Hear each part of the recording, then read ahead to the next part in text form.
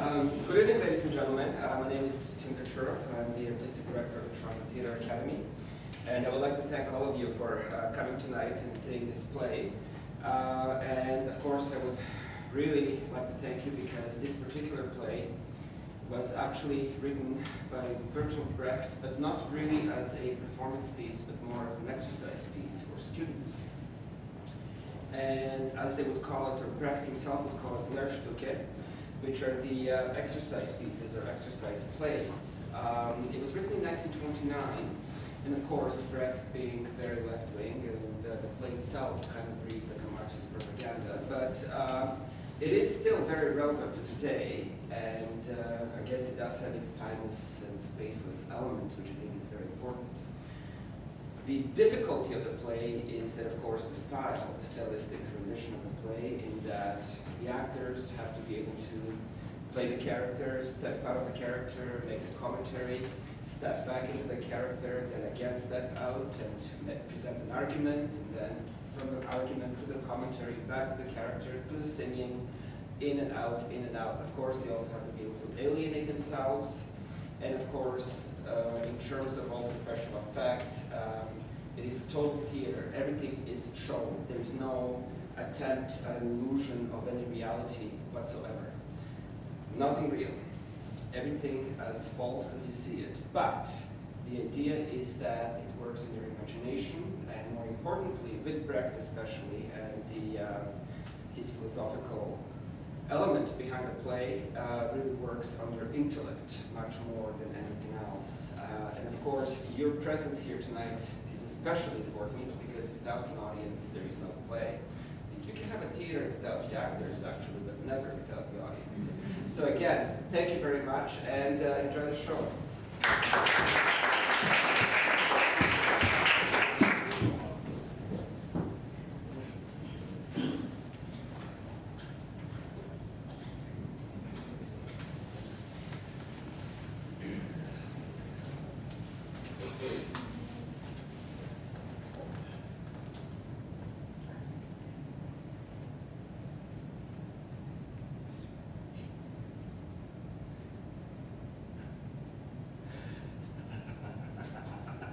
We hereby report to you the story of a journey undertaken by one who exploits and two who are exploited.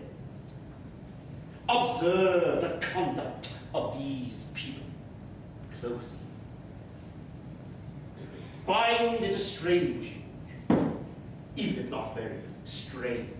Hard to explain, even if it is the custom. Hard to understand, even if it is the rule. Observe the smallest action, seeming simple, with mistrust. Inquire if a thing be necessary, especially if it is common. We particularly ask you, when a thing continually occurs, not on that account to find it natural. Let nothing be called natural in an age of bloody confusion, ordered disorder, planned caprice, and dehumanized humanity. Lest all things be held unalterable.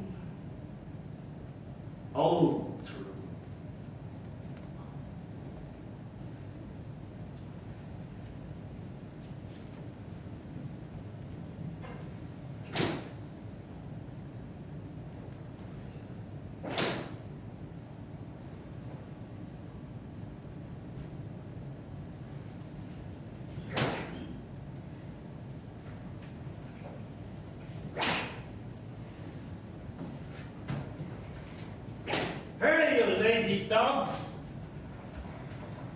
In another 2 days, we have to be at station hand. We've got to squeeze out a head start of 1 full day.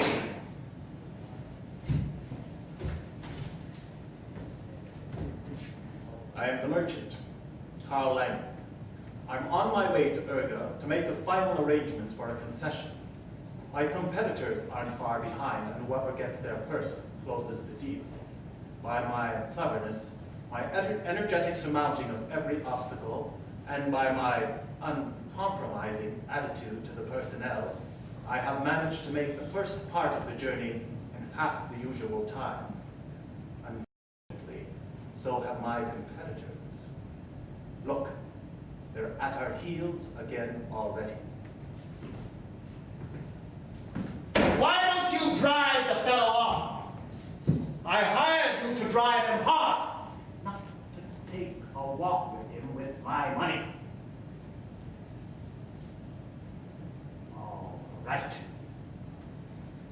If there's any sabotage, I'll report you to the agency in Urga.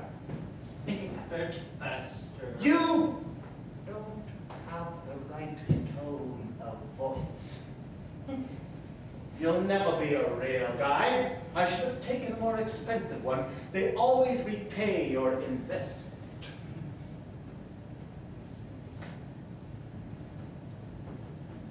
Well, go on then. Hit the fellow. I'm not for beating Ray, but right now, there's no other way. If I don't get there first, I'm ruined. Ha! Confess. This Harry is your brother. Some relation anyhow. That's why you don't. I know you. Though I know you all from way back. You aren't such gentle Jesus either. Beat him! Or you're fired, and you can sue me for your wages. For God's sakes, they'll overtake us! Beat me. Keep some of your strength in reserve. I must keep some of my strength in reserve if we are supposed to reach station hand. Hello! Is this the way to Urga? We're friends! Wait for us! All the hell with you! Let's go! I'd have kept my men going for 3 days. 2 with curses, the 3rd with promises. And we'll see about the promises in Urga. My men are tired, and I'll have kept them going. Let's go. Push on. As I did not sleep, I soon took the lead. As I kept on the move, I'm now far ahead. The weak lag behind, but the strong arrive.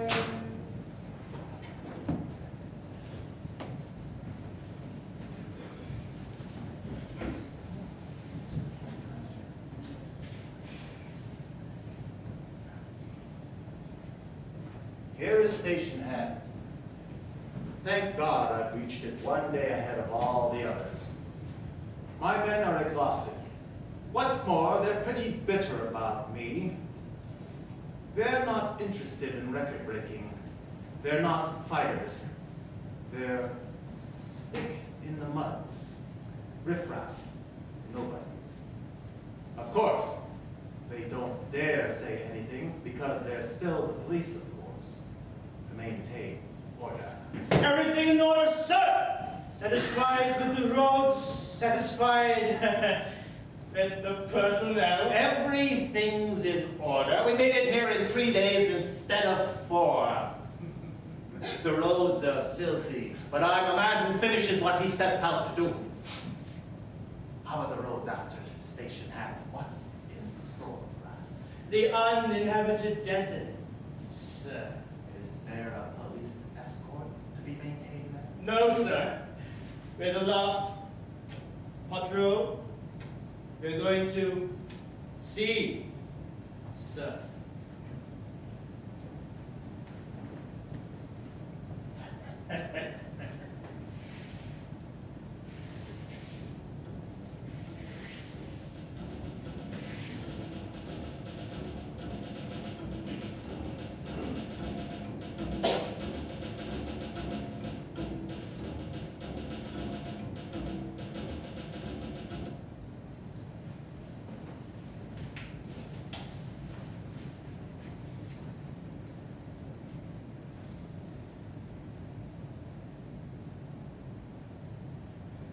Since we spoke to the police in the street in front of the station, our merchant is a changed man.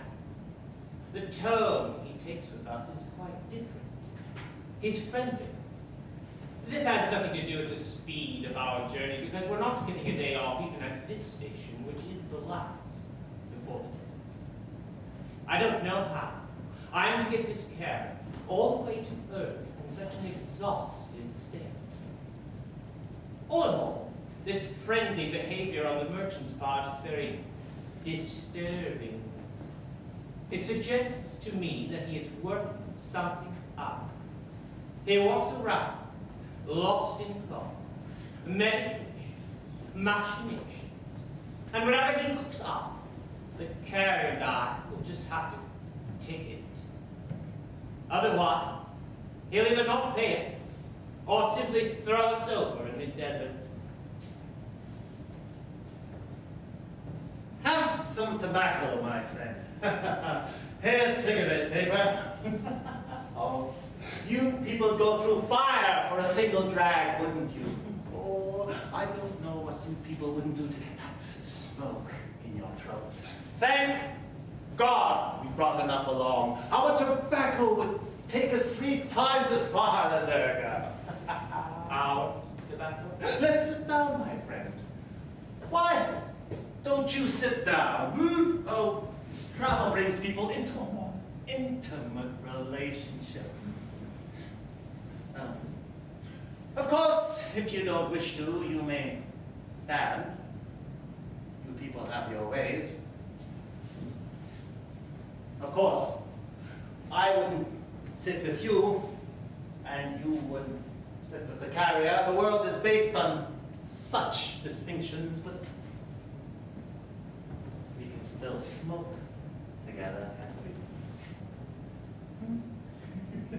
we? I like that about you. In its way, it's kind of a dignity. Very well. Pack up the rest of the stuff. And don't forget the water. I hear there aren't very many water holes in the desert. Another thing, my friend, I wanted to warn you. Did you notice the look the carrier gave you when you handled him roughly?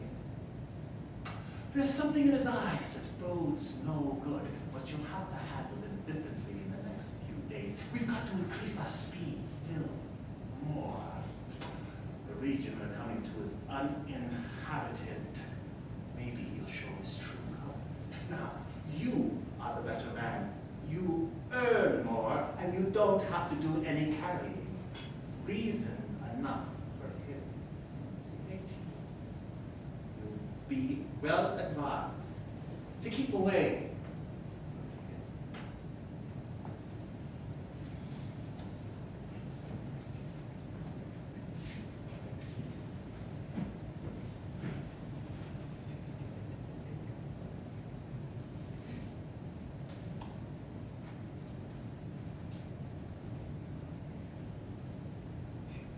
The merchant always says,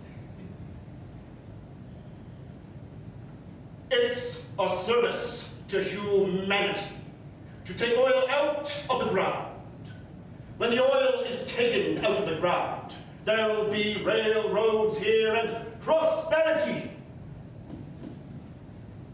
will spread.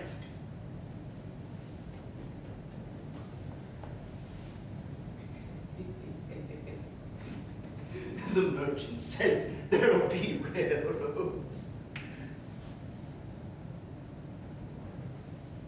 How shall I earn my living? Don't worry. There won't be railroads as fast as all that. They discover oil. And then they suppress the discovery. Oh, so I've heard. The man who stops up the oil hole gets the hush money. That's why the merchant is in such a hurry. It's not the oil he's after. It's the hush money. I don't understand. No one understands. The path across the desert is sure to get even worse. I hope my feet will hold out. Certainly. Are there bends? We'll have to keep a lookout. Especially today, the first day of the trip. The station attracts every sort of rebel. How about afterward? Once we have the river behind us, it's a matter of sticking to the what pole. You know the way. Yes.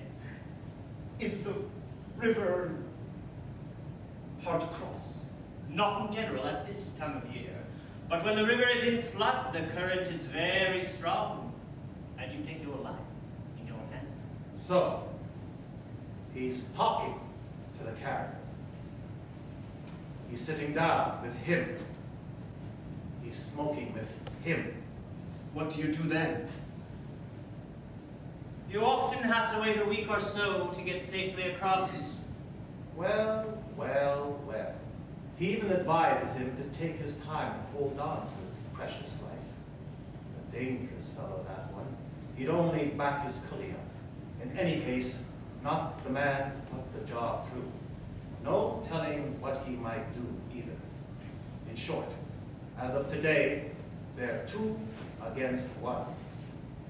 In any case, it's clear that he's afraid the boss's own underlings. Now we're entering uninhabited territory. I must definitely get rid of the fellow. I gave you the assignment of checking to see if things are properly packed. Let's see how you carried out my assignments. Call that packing? A broken strap means a day's delay, but that's just what you want, delay. I don't want delay. And the straps don't break if you don't pull at them like that. What? Is the strap broken or not? Just you dare tell me to my face that it's not broken. You are unreliable. I made a mistake treating you decently. You people don't appreciate it. I have no use for a guy who cannot command the respect of the personnel. It seems to me that you should have been a carrier and not a guard. There are grounds for believing that you stir up the personnel. What? Ground. You'd really like to know, wouldn't you? Very well.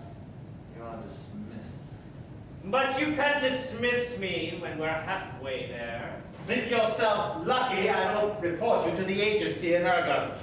Here are your wages. Up till now, of course. You are my witness. I paid him his wages. And let me tell you something. You better not show your face here in Ergon anymore. You'll never get anywhere. If anything happens to me, you are my witness that I sat alone with that man.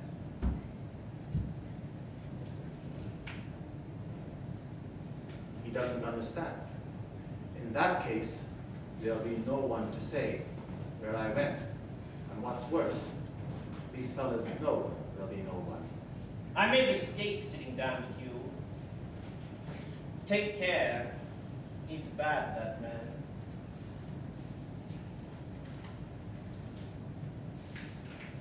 Keep this flask in reserve. Hide it And if you should get lost, and you will, he's sure to take yours. I'll explain the road to you. I don't think you should. He mustn't hear you talking to me. If he throws me out, I'm done for. He doesn't even have to pay me. I'm not in a union like you. I must put up with everything. Give this letter to the people who'll be arriving here tomorrow from Berga. I'm going on ahead. This man, and no one else. But he isn't a guide.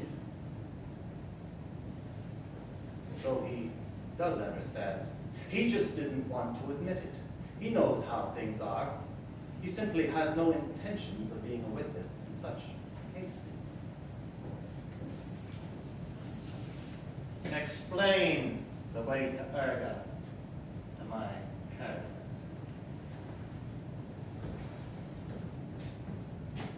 I see there's going to be a struggle. Sick men die, but strong men fight.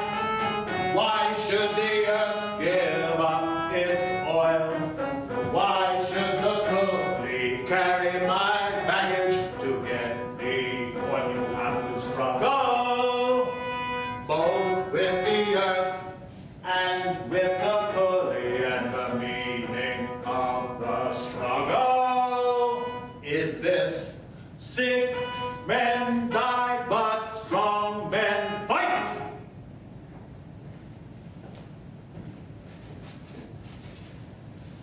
Do you know the way now? Yes, master. Then let's go!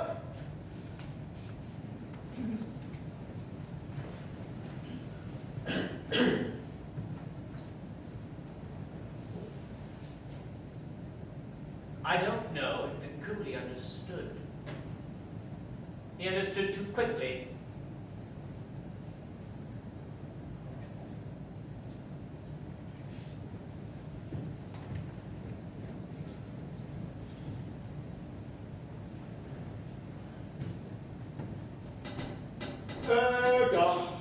Erga, I'm on my way to Erga. Nothing can stop me now. This coolie isn't worried. Bandits cannot keep me from Erga. Oh no, there are bandits in this part of the country. The desert cannot keep me from Erga. The station attracts all sorts of rabble, and he sings. For there's food in Erga. And pay. I never did like that guy. One day insubordinate, the next day licking my boots. Not an honest man. Yes, master. Erga. Erga. Now, just why do you say? The road is hard to Erga. What are you so cheery about, my friend? I hope my feet hold up. You really aren't afraid of robbers? For there's rest in Erga. And pay! What they can take doesn't belong to you. What you have to lose belongs to me. That's it? Erga. Erga. My wife awaits me in Erga. Stop that singing! We have no reason to sing. They can hear you all the way to Erga. That's how you attract the attention of the rebel. Tomorrow you can sing as much as you like. Yes, master. He wouldn't defend himself for a second if anyone tried to take his things away. What would he do? If my property is in danger, it's his duty to defend it like his own. But he wouldn't.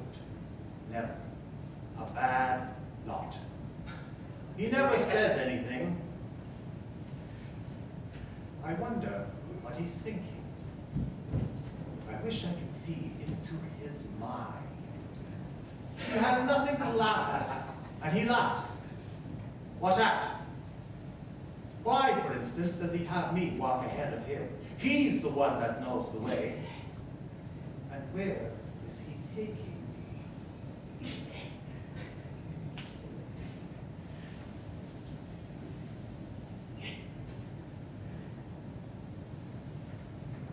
What's that you're doing? Wiping out our footprints, Master, Why, may I ask? on account of the bed. I see. On account of the bats.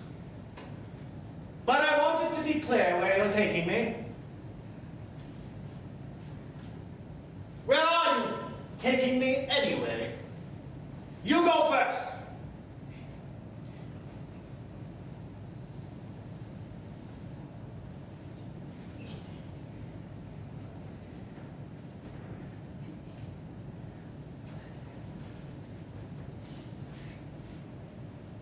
In this sand, our footprints really are very easy to see.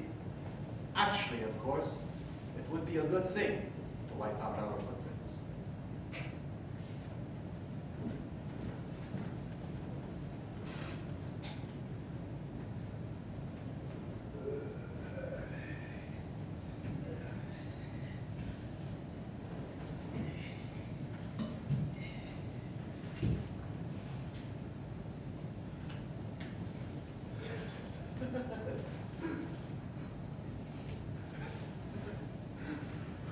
We've been on the right road, Master.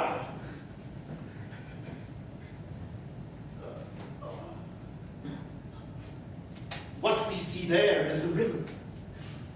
In general, at this time of year, the river isn't hard to cross, but when it's in flood, the current is very strong and you take your life in your hands. We must get across. You often have to wait a week or so to get across safely.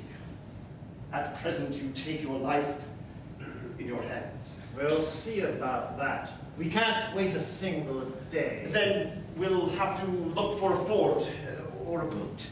There isn't any time. But I can't swim properly. The water isn't high. It is very high. Once you're in there, you'll swim all right. You'll have to. You can't see the matter from all sides like me. Know what I mean?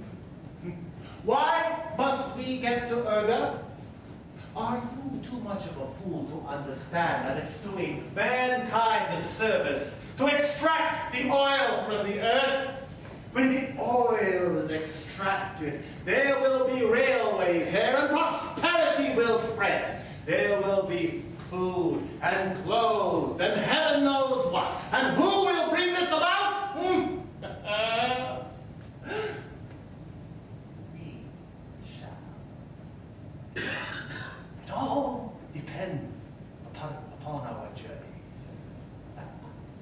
Imagine the eyes of the whole country upon you.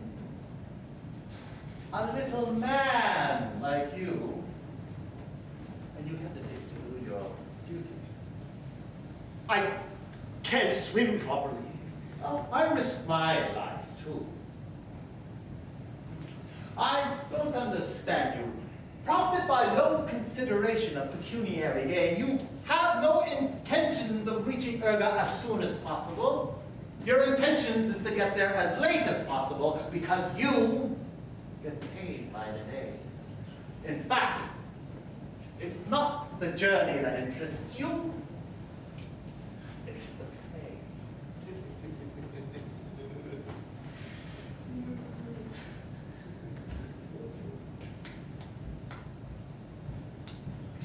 What am I to do?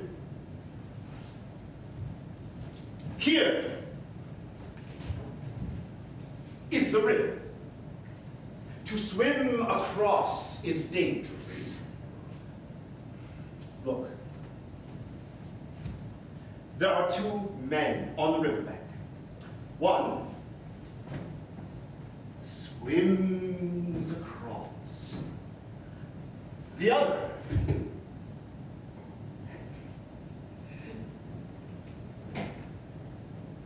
hesitates. Is the first brave? The second and cowardly. No. On the other side, one of the two has business. The first emerges with a smile from the dangerous water onto the opposite bank, which he has conquered. He now sets foot on his property and eats new food. The second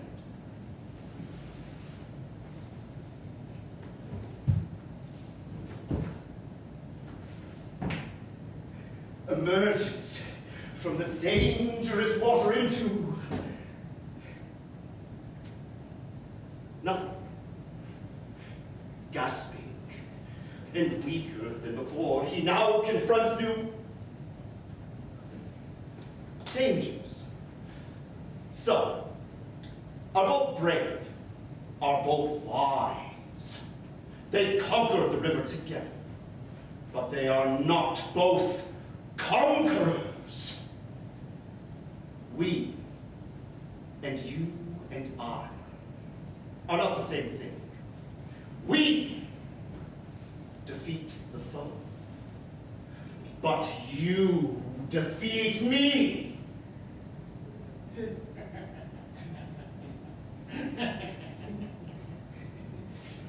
At least let me rest for half a day. I'm tired from all the carrying. I have a better solution. You'll get my revolver in your back. Shall we bet you get across? My money makes me fear bandits and overlook the dangerous state of the river. This is how man masters the desert and the rushing river. This is how man masters man. The oil. The oil we need is his reward.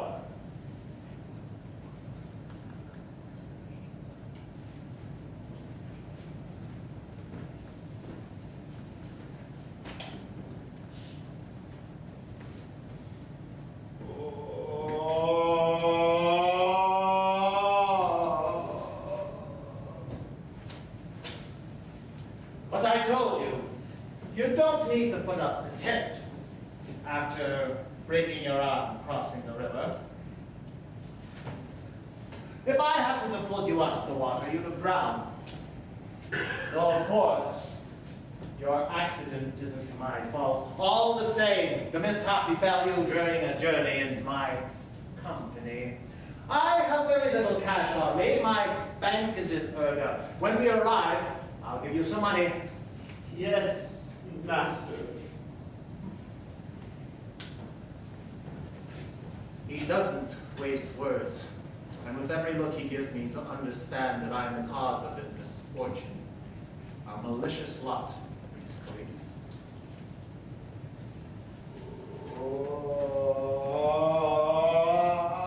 You can lie down.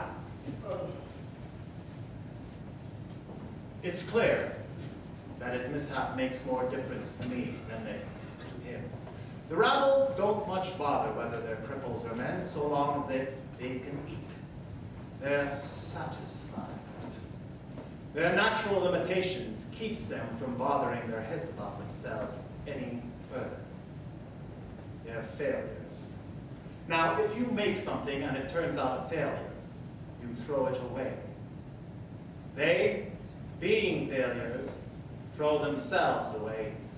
It's the 100%er who fights. Sick men lie, but strong men fight, and that's how it should be. All power to the strong, no power to the weak, and that's how it should be. Now things that fall, let them fall, then give them a kick. Yes, that's how it should be. Who wins the battle shall sit down to die, and that's how it should be.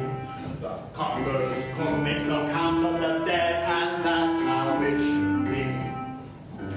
If the way, who has bad luck is bad, and that's how it should be. And God up in heaven, God has seen things as they are. He made master and man.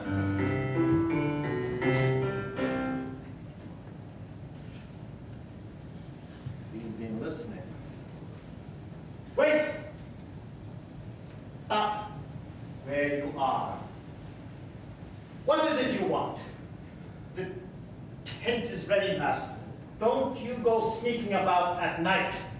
I don't like it.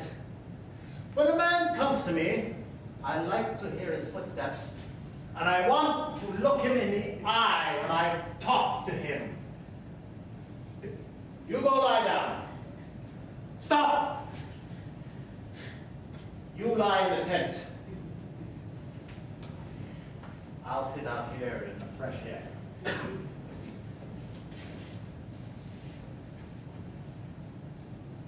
I wonder how much of my song he heard. He's still busy up there. What's he doing? I hope he doesn't notice anything. With one arm, I can't cut grass properly. Stupid. Not to take guard. To trust people is stupid. Through me, this man has been hurt, possibly handicapped for the rest of his life. From his point of view, it's only right if he pays me back. And a strong man asleep is no stronger than a weak man asleep. Men shouldn't have to sleep. Certainly it would be better to sit in the tent. Out in the open, you are prey to every sort of sickness. But what sickness can be as dangerous as this man is? He walks at my side for little money, and I have much money. When he was tired, he was beaten. When he wiped out footprints in the sand, perhaps really because of bandits, he was treated with suspicion. When he showed fear at the river, he was given my revolver to look at. How could I possibly sleep in the same tent with such a man? He can't make me believe that he'll put up with it all. I wish I knew what he was thinking in there now. I'd be a fool to go into the tent.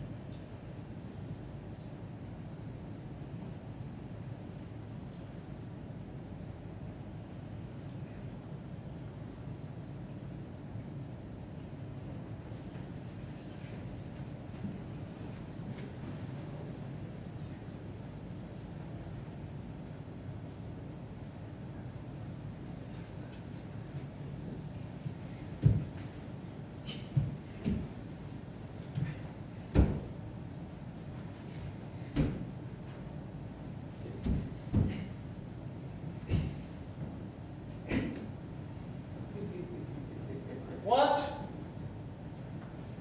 are you stopping for now? Master, the road ends here.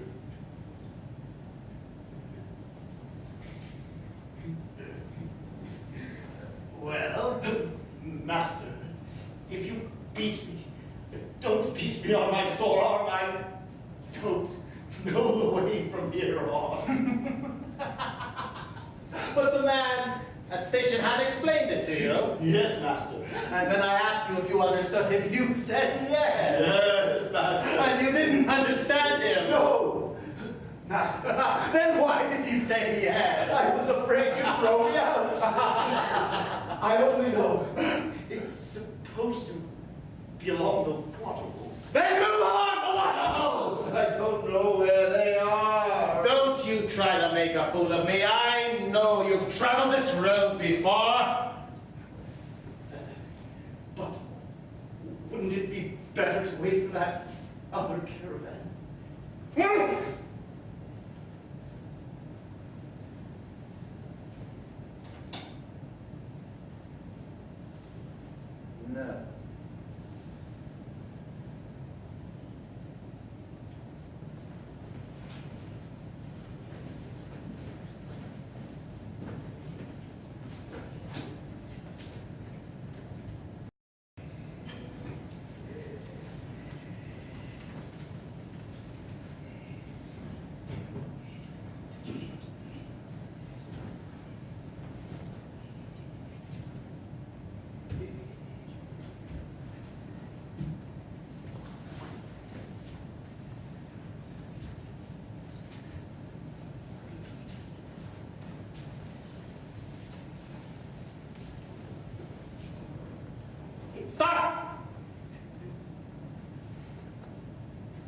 Where are you going now? That's north. The east is there.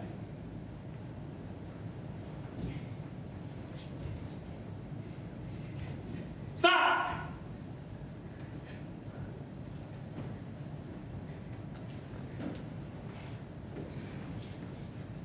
What is the matter with you? Why don't you look me in the eye? I thought the east was there. I'll show you how to guide me, my lad. Do you know where the east is now? Not on that arm. Where's the east? There. Where are the water holes? There. There? But you were going there! No, master. Oh, so you were not going there, you were going there? Yes, master. Where are the water holes?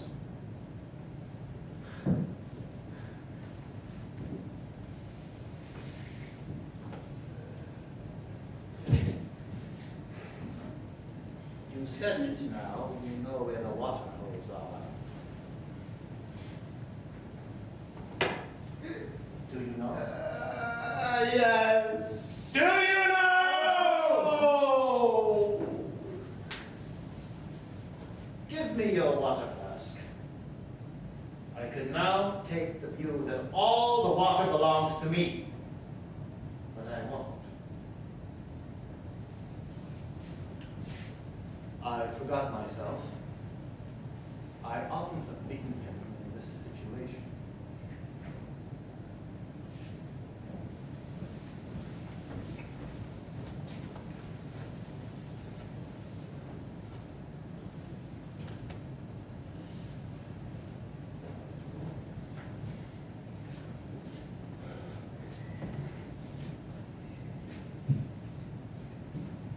Wait. We've been here before. Look! Our footprints. When we were here before, we must have been near the right road. Pitch the tent. The water flask is empty. There's nothing left.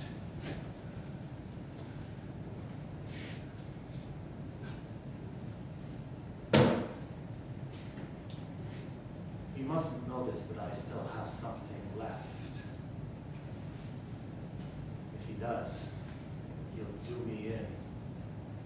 If we could only reach the last water hole. I'm nearly strangled with thirst. How long can a man stand thirst? I must now hand over to him the flask that the guide at the station gave me. Otherwise, if they find us, me still alive, and him half dead, they'll put me on trial. Drop that stone!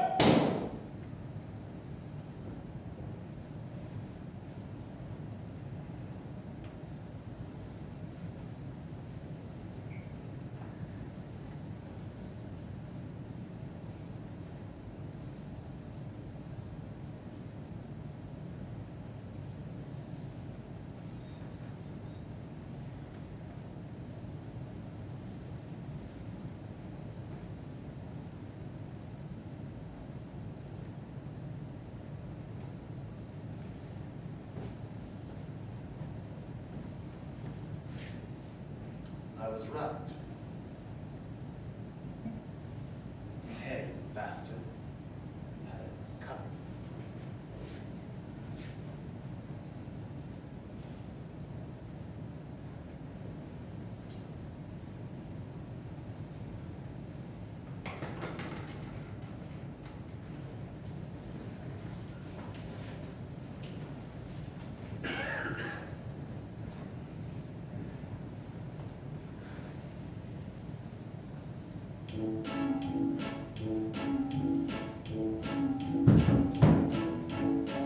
In the wake of the robber boys, come the tribunals, and when the innocent are murdered, the judges gather about their corpses and condemn them at the grave. of the murder. All their rights are murdered. The words of the tribunal fall like the shadow of a knife, And the knife, alas, is sufficient. What need afterward of a verdict? Overhead fly the vultures and wither. The desert has repelled them. The tribunal will feed them.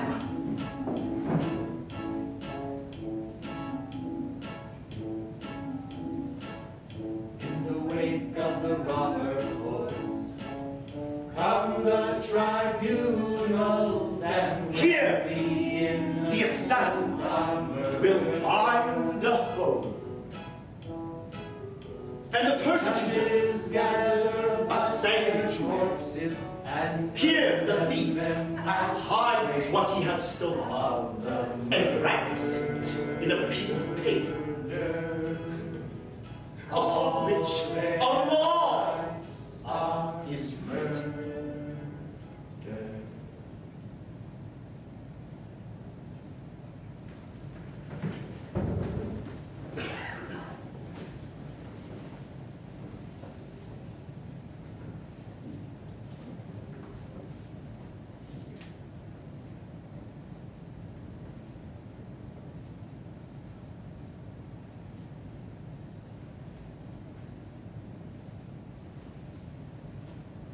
I, Coolie's widow,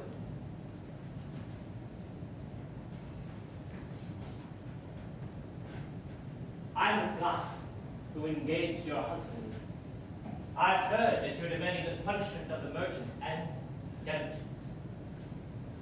I've came to this law court straight away because I have proof of your husband's innocence. It is in my pocket. I hear you have proof in your pocket.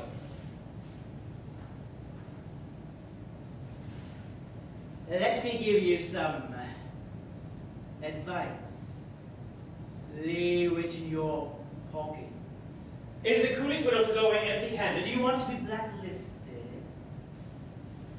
I'll think it over.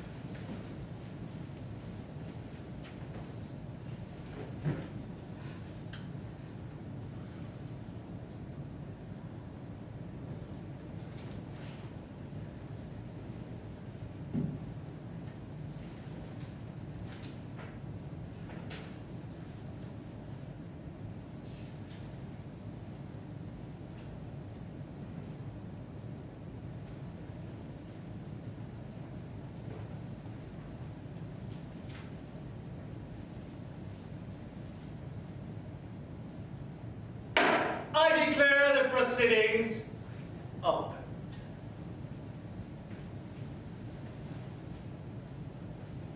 The widow of the deceased has the floor.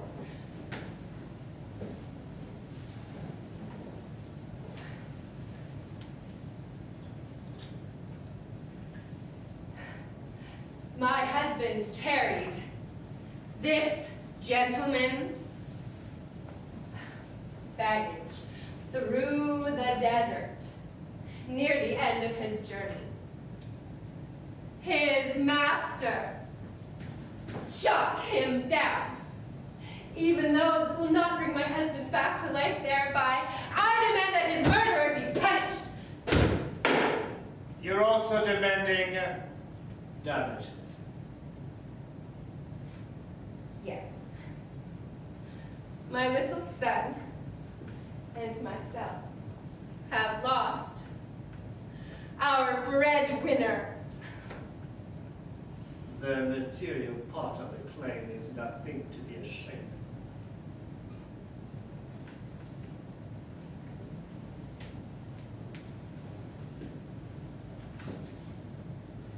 of. Behind the expedition of the merchant called Leigh came another expedition joined by the guide, who had been dismissed from the first expedition. So what did you see as you approached? The merchant had very little water left in his flask, and his carrier lay dead on the sand. Did you shoot the merchant? Yes. He attacked me unawares. How did you attack him? He intended to strike me down from behind with a stone. Can you explain the motive of his attack? No. Did you drive your man very hard? No. So what have you to say? As far as I know, the important thing was for the merchant to be in Urga as soon as possible on the account of a concession. Did you have the impression that the expedition behind you maintained an unusually high speed? Not unusually. We had a full day start and kept it up. Then you must have driven them hard. Oh, I didn't drive them hard. That was the guide's job. Did the merchant make a point of telling you to drive the carrier especially hard? No. I didn't drive them harder than usual. Maybe less hard. Then why were you dismissed? Because, in the opinion of the merchant, my attitude towards the coolie was too friendly.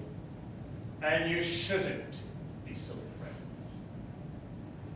Had you the impression that the carrier who was not to be given a friendly treatment was a malcontent? No. He put up with everything because, as he told me himself, he was afraid of losing his job because he did not belong to a union. Did he have a lot to put up with? Answer. And don't be thinking over your answers all the time.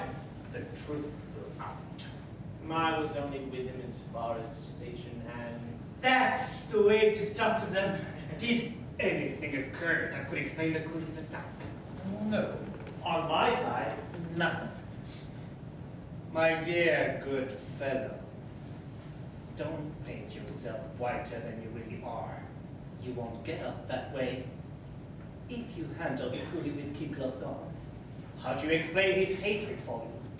Obviously, you can only make us believe in a self-defense. If you also make us believe in the coolie's hatred, use your head. Let me confess this much. I did beat him.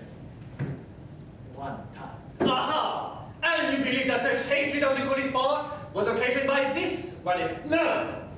I also let him have my revolver in his back when he didn't cross the river. It's also true that he broke his arm during the crossing.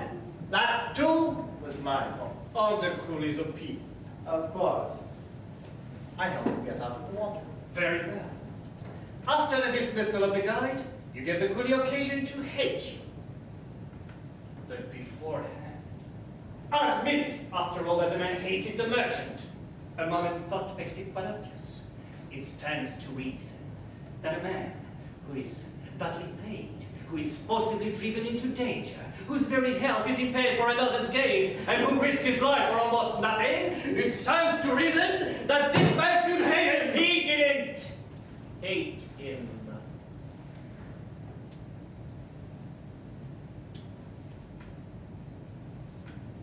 Well, we would like now to cross-question the innkeeper of Station Hand. Perhaps his report will give us an idea of the merchant's relations with his person. So how did the merchant treat his man? Well,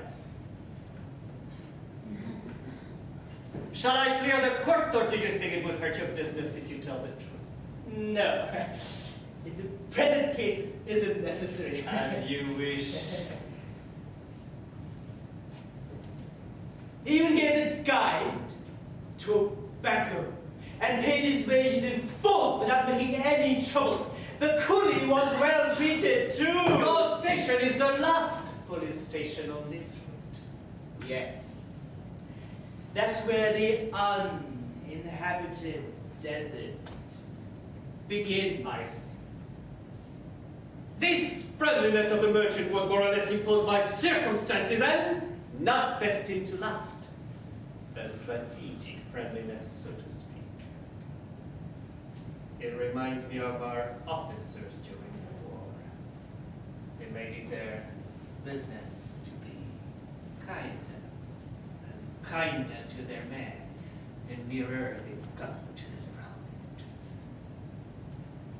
But this sort of friendship, of course, doesn't count. For example, he'd been forever singing along the way. From the moment I threatened him with my revolver, I never heard him sing again. He must have been completely embittered. It turns to reason.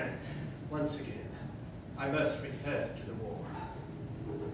In wartime, one could understand the man saying to us, officers, you fight for yourselves, but we fight for you.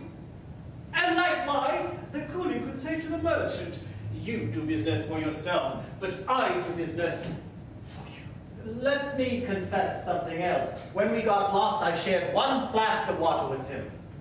But I intended to drink the second for myself. Did he see you drinking, maybe? I assumed he did. When he came toward me with the stone in his hand, I knew he hated me. When we came to uninhabited territory, I knew I had to keep guard day and night. I had to assume that he would fall on me at first opportunity. If I hadn't have killed him, he would have killed me. I'd like to say something. He can't have attacked him. He never attacked anybody. Keep calm. Has the stone which the coolie threatened you been found yet? Is that the stone, do you recognize? Yes, that's the stone. Then look! What is in the stone? It's a water flask and not a stone. He was handing you water. Well, it certainly seems now as if he hadn't wanted to kill him at all. You see now, I was able to prove it. He was innocent. It is exceptional, but I was able to prove it. I gave him this flask when he set out for the last station. The innkeeper's my witness. This is my flask. Fool! Now he's done it. That cannot be the truth. Are we to believe that he gave you something to drink? It must be a stone. No, it was not a stone. It was a flask, and you can see for yourself. But I couldn't assume it was a flask. The man had no reason to give me anything to drink. I was not his friend. But he did give you something to drink. But why did he give you something to drink? Huh? Why? I suppose because he thought the merchant was thirsty. Probably because he was human. Perhaps because he was stupid. Aha. I think he had nothing against the merchant. Then, he must have been very stupid. Through me, this man had been hurt, possibly for the rest of his life.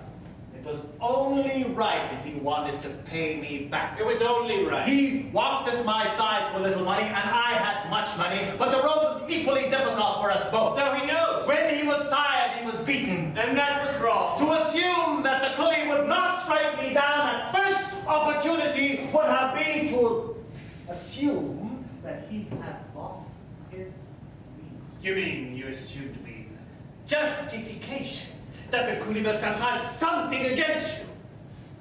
You may have then killed a man who possibly was harmless because you couldn't know him to be harmless.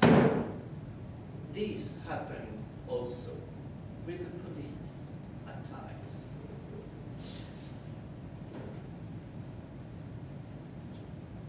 They shoot into a crowd of demonstrators, quite peaceful folk, because they can't see why these folk don't simply drag them off their horses and lynch them.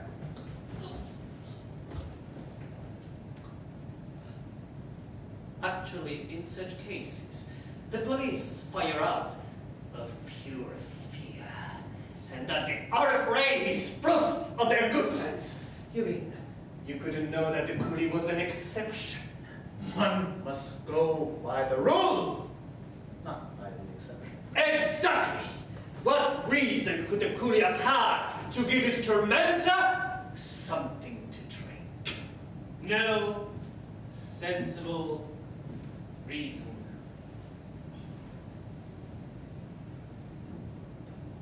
Such is the rule. An eye for an eye. Only a fool waits for an exception. A man of sense would not expect something to drink from his enemy. For in the system which they created, humanity is an exception. If you perform a human act, you pay the penalty. Oh, fear for the man who would be friendly. If he tries to help someone, hold him back.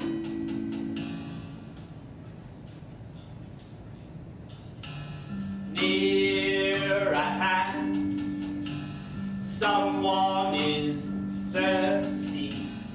Close your eyes, quick, and close your ears. Near at hand, someone is groaning. Don't make a move, someone's shouting for help. Woe to you if you forget this. You give a man something to drink, and it's a wolf that drinks.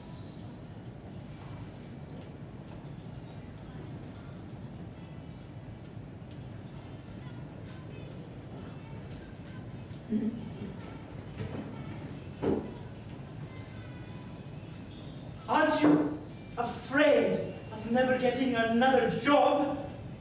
I had to tell the truth. Well, if you had to. The court has another question to put to you. Is it possible that you had something to gain by shooting the Coolie? On the contrary, I needed him in hand for the business in Urga. He carried the maps and surveying instruments, which I needed. I couldn't carry all those things by myself. Then you didn't close the deal in Urga. Of course not. I was too late. I'm ruined. Then I pronounce the verdict.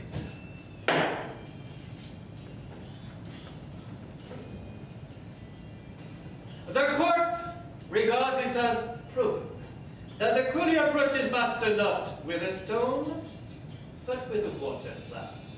But even when this is granted, it is more credible that the Coolie wished to kill his master with the flask than that he wished to give him something to drink.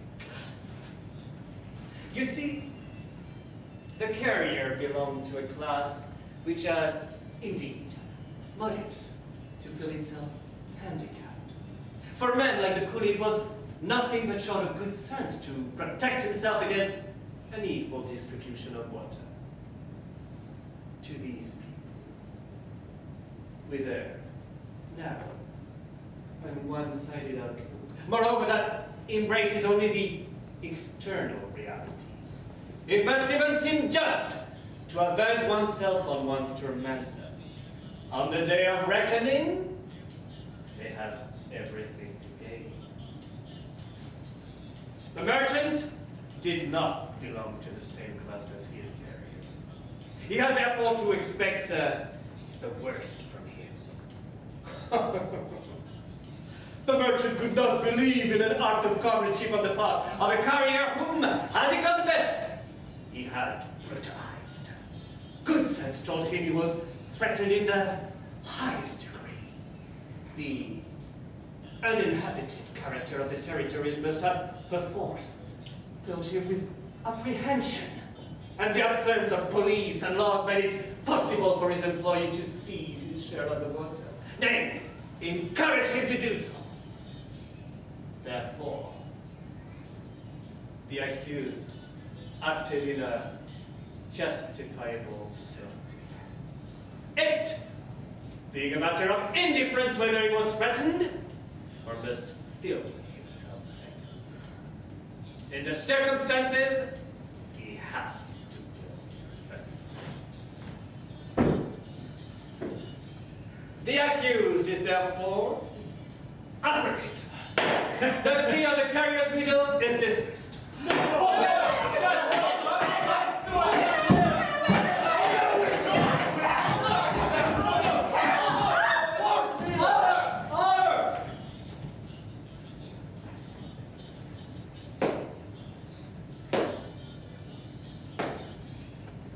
So ends the story of a journey. You have heard and you have seen. You have seen what is common, what continually occurs. But we ask you, even if it's not very strange, find it estranging, even if it is usual. Find it hard to explain. What here is common should astonish you. What here is the rule, recognize as an abuse. And where you have recognized an abuse, provide